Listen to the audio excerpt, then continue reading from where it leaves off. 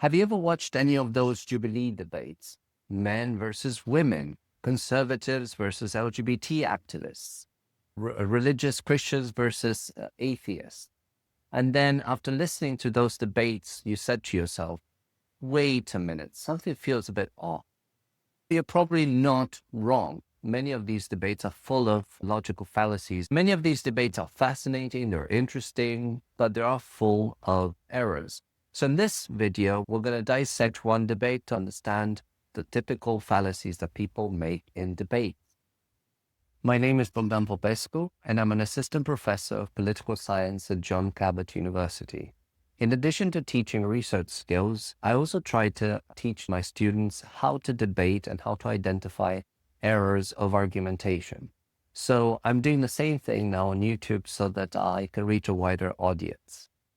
Before we get into the debate itself, we're going to first look at some of the common logical fallacies to get a sense of what they're about and why they're problematic, and maybe to give you the possibility of identifying them yourselves. The first type of logical fallacy is ad hominem attack. This essentially is a fallacy that attacks the interlocutor, the person, as opposed to really engaging with the argument. So a typical example of this would be, you cannot trust her advice on parenting, she's got nannies.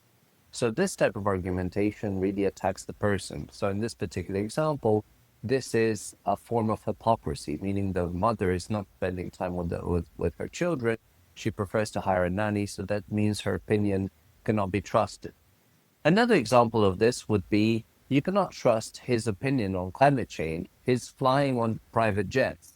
So this is also attacking the person, not engaging with the arguments. For example, the person might be presenting real statistical data. Just because there's this hypocrisy there, this doesn't necessarily invalidate the argument. Appeal to nature is a type of fallacy that assumes that just because something is natural, this means that it's also good. An example of this would be natural ingredients or products found in nature are better than prescription drugs. So this assumes that natural products, herbal products, for example, are superior because they're healthier or safer, which may not be the case. Another example of this would be that children learn better outside of the classroom. They learn better in nature. So this might be partially true, but this doesn't necessarily imply that traditional schooling is necessarily negative for them. Strawman fallacy is a type of error that purposely misrepresents the argument of the opponent so that it's easier to deconstruct or easier to attack. So an example of this would be, women can find fulfillment both in being mothers and having a career. And then the opponent would say something like this: so you think motherhood doesn't matter at all? So clearly this is not the intended statement of the person who made the claim that women can find fulfillment both in motherhood and in career. False dichotomy is a type of error that presents two options in a claim when in fact there are maybe many more, or it's not just A and B, it's not just black and white, but you can have a mix. So an example of this would be, either you have a career or you focus on your family. So this clearly ignores the possibility that people can have both a successful career and a fulfilling family life. Red herring fallacy is really a type of error that focuses on distracting the interlocutor's attention. So this may not necessarily be immediately obvious, and it might also be related to the original point made by the main person who made a claim, but the intent is really to distract attention. So an example of this would be, let's stop talking about family fulfillment and let's focus on how babysitters cannot cook anymore. Before I get into watching the video, I would like to emphasize the fact that I have no political agenda, and I just examine the video content based on the extent to which there are logical fallacies present.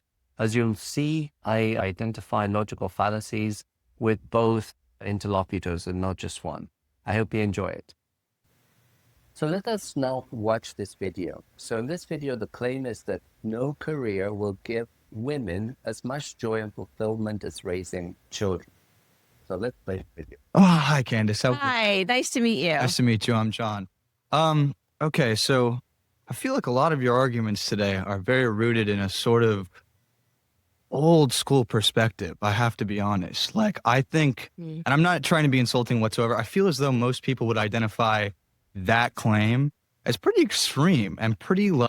So this is a type of error that I haven't mentioned earlier. This is called appeal to popularity. So John is essentially emphasizing that this idea that no career will give women as much joy and fulfillment as raising children is not what most people would agree on. So this is a logical fallacy. This is not a solid argument. Just because something is not popular or not done by other people, that does not invalidate the other people's logic.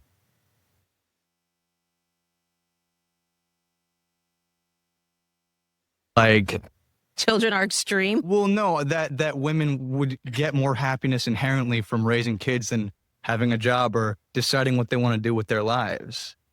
Why is that? I'm just curious. Why would having children, which is just a natural biological conclusion, be? So this is Candace's position to say that raising children is something natural. So this is appeal to nature, which is one of the errors that I mentioned in the presentation.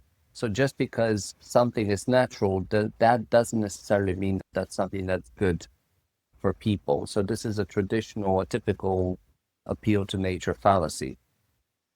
So this kind of, it's also an instance in which you move from a descriptive claim to a normative claim, meaning you're moving from stating that women have biological roles to stating that women should behave this way because women have biological roles.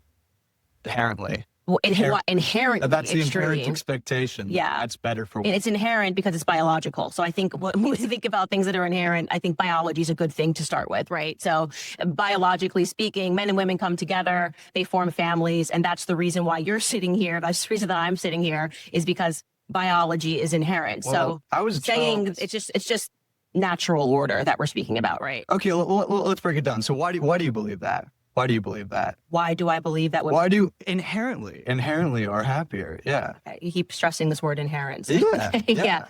I think because it speaks to natural order and every piece of. So it's worth pausing here and to mention the fact that there is clearly equivocation around the word inherent. Candace just mentioned the fact that John is stressing the word inherent, but clearly the two people here think about inherent having two different meanings. So for John, inherent means innate psychological happiness, whereas for Candace, inherent means biological naturalness, right? So defining what inherent actually means from the beginning would have led to a much more fruitful debate. Life, I think, is enriched by You children. don't think it's natural for women to get to decide what they want to do with their lives? I do not think that saying women can decide whether or not they want to go to work or have children is problematic. What I'm saying to you is that women will get the most fulfillment from having a family. Because it's natural. It's natural, but also children are wonderful and beautiful and spiritually divine creatures. I mean, they're amazing. There's everything about having a child. Yes, it's a lot of work. It's beautiful.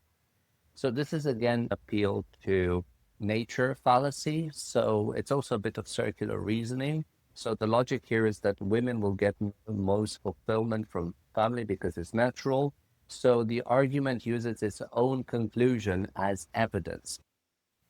It's natural, therefore fulfilling, therefore it's natural. So it's a mix of circuitous argumentation combined with appeal to nature. I hear that. Well, Yeah. Okay, what if there's a little girl born and it's her dream her entire life to be an author or to be, on TV or any of these things, and having children is very expensive. It takes a lot of time. So how is it better for that, and I understand this is hypothetical, but that hypothetical little girl to have children than to pursue these things that would make her happy as she gets older? I just think that if she publishes the book and she has a child, she would agree with me that the child was more fulfilling and made her happy. That's what I'm happier than the book did, is what I'm saying. And I say this as a published author of a New York Times.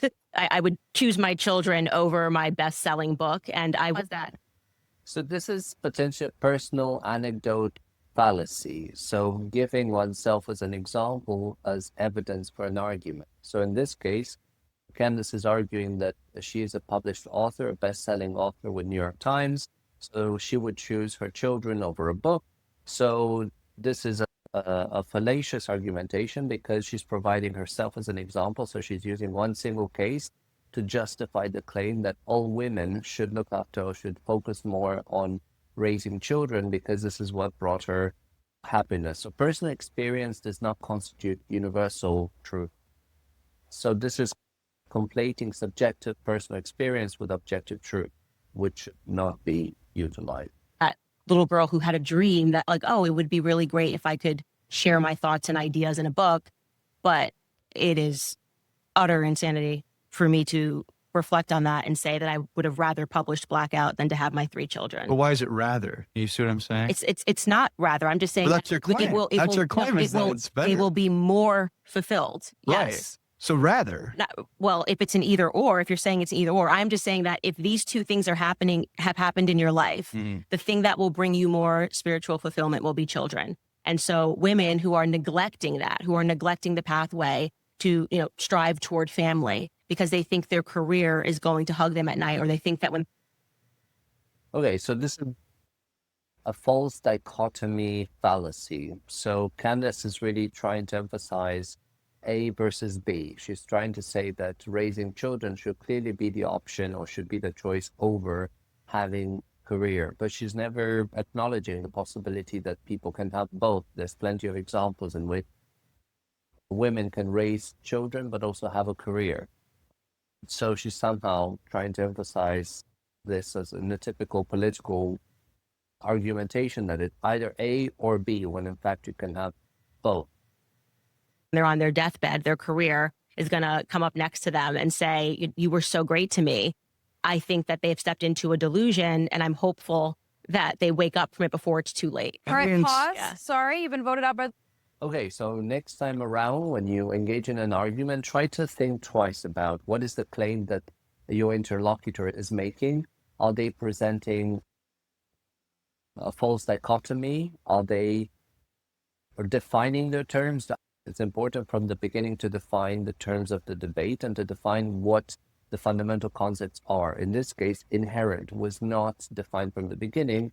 So this is why people end up just speaking past each other without really agreeing on the common grounds. I hope you enjoyed this video. If you'd like me to make more videos like this, just drop a comment down below. And don't forget to subscribe and like the video. Thank you and see you soon.